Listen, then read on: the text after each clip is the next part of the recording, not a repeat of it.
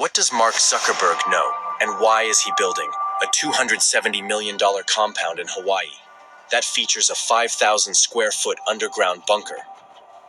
This 1,400-acre compound is located on the northeast side of the Hawaiian island of Kauai, between the tourist hubs of Kapa and Hanalei. The construction of such an extravagant compound has sparked curiosity and speculation among locals and the media alike. With the release of the movie Leave the World Behind, which explores the concept of survival in a post-apocalyptic world, many are wondering if Zuckerberg's underground bunker is a precautionary measure against potential global disasters. If you decide to go see the compound, a 6-foot wall surrounds the entire area to block the view of outsiders looking in to see what's really going on. Security guards stand watch at the entrance gate 24/7 and also patrol the surrounding beaches on ATVs and trucks to keep it as secret as possible, which further raises the question on what Zuckerberg knows and what he is planning with this compound. Make sure to hit the like button and subscribe real quick. On to what's believed to be within the gates, once construction is completed, is 12 buildings, with 30 bedrooms and 30 bathrooms, where the 2 main residences are reportedly connected by a tunnel, which also leads to the underground bunker, which is guarded by a concrete-filled metal door that is blast-proof in case of a nuclear blast. The underground shelter is believed to be over 5,000 square feet and will have its own energy and food supplies, making it completely self-sustainable. It is rumored that the shelter will be equipped with state-of-the-art technology and advanced security systems to ensure the safety of Zuckerberg and anyone he invites down there when the time comes. There will also be 11 tree houses on the property that are connected by rope bridges that travel along the estate. Nobody working on this project is allowed to talk about what is being built behind those walls. Everyone involved is bound to a very strict non-disclosure agreement, with multiple workers claiming they've seen or heard about colleagues being removed from the project for posting about it on social media. Everyone knows that Mark Zuckerberg is behind this, as he bought this land in a series of purchases in August of 2014. Does Mark Zuckerberg know something we don't? And is this a sign that the world may soon turn into a real-life version of the movie Leave the World Behind? Let us know in the comments below, and don't forget to like and subscribe. All right, Shalom. I want to give all praises and glory to Yahweh, Ba'ashem Yahweh Shai, Ba'ashem Yahweh Kwakwadash. Double honors to the elders and apostles of Great Millstone who rule well. Peace and blessing to the hopeful elect. All right, this video you just saw, that was a video I came across on YouTube earlier today. And it's, you can see Facebook founder Mark Zuckerberg. He is building a Doomsday bunker in the mountains of Hawaii. And, Esau Edom seem to think they're going to be able to get away, from the judgment that's right at their doorstep. Any given day now, they're going to have to face and pay that bill of judgment that they owe. But Esau, for some reason, it's that foolish pride they have. They seem to think they can avoid, their judgment.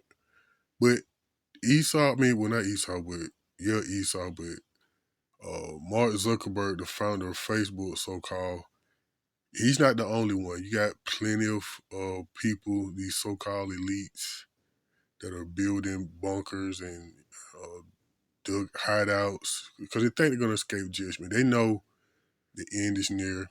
They see the writing on the wall. You remember I don't know if you who watching this video remember, back in the end of 2019, right before, the pandemic, all those CEOs quit because they can see the writing on the wall. Babylon, America's at the end, and it's quickly circling the drain. America's on life support. And a lot of those people, those CEOs of those top companies that quit in the end of 2019, they got fallout bunkers and doomsday bunkers, whatever you want to call it as well.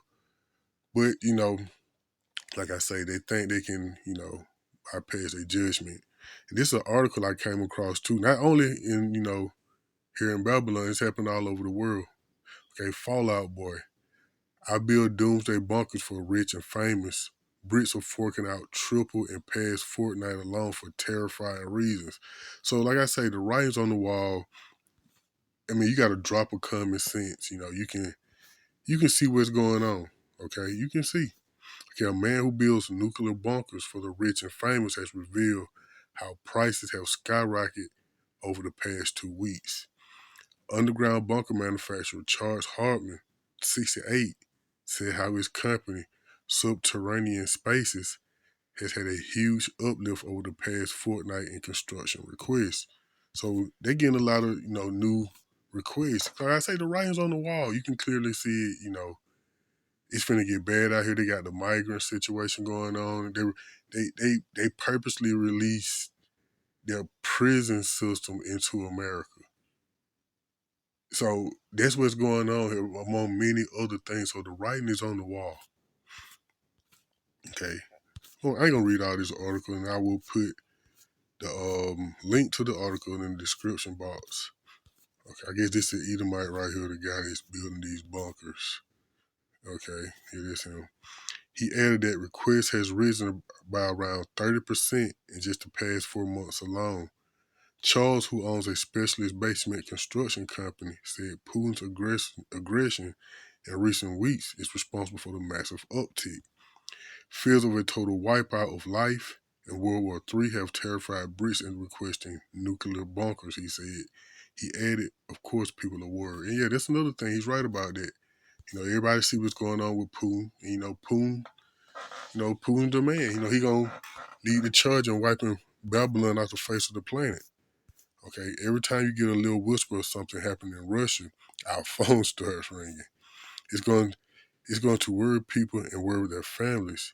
Charles described how sales had been steady before Russian president actions in recent weeks, which have included threats of a nuclear strike across Europe, including Britain. This follows the U.S. Actions by Ukraine in the conflict, as well as firing of UK Shadow missiles into Russian territory.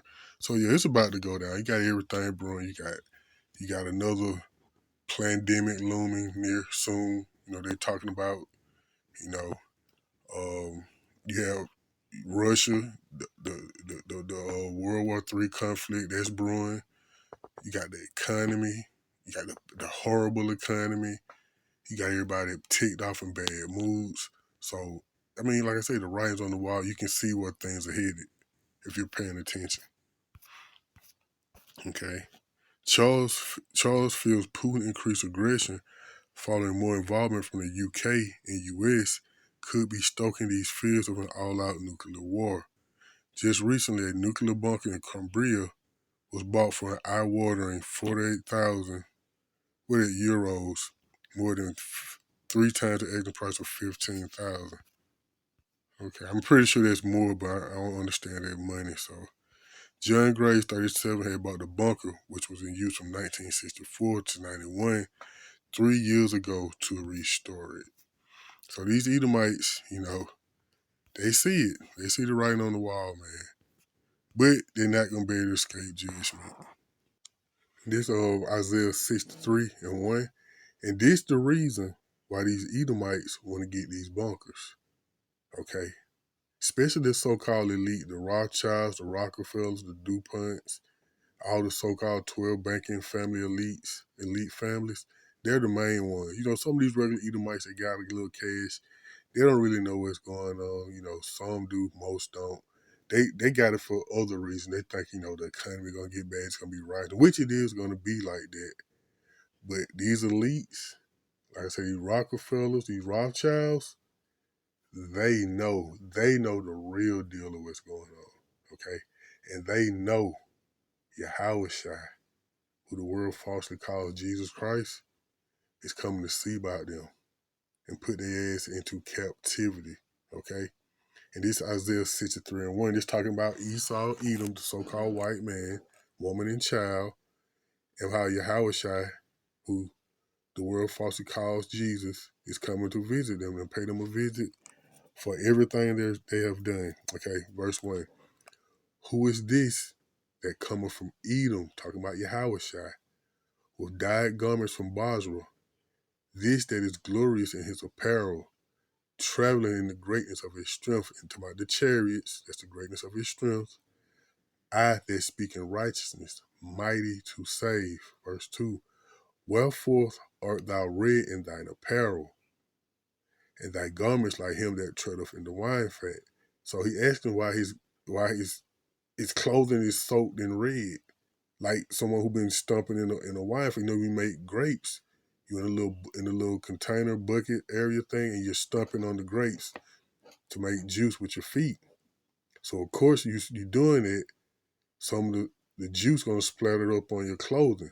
So it's like an analogy. Wherefore art thou red in thine apparel, and thy garments like him that treadeth in the wine fat. That's why he asked him that.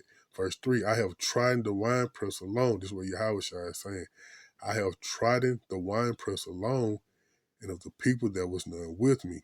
If I would tread them in my anger and trample them in my fury, and their blood shall be sprinkled upon my garments, and I will stain all my raiment.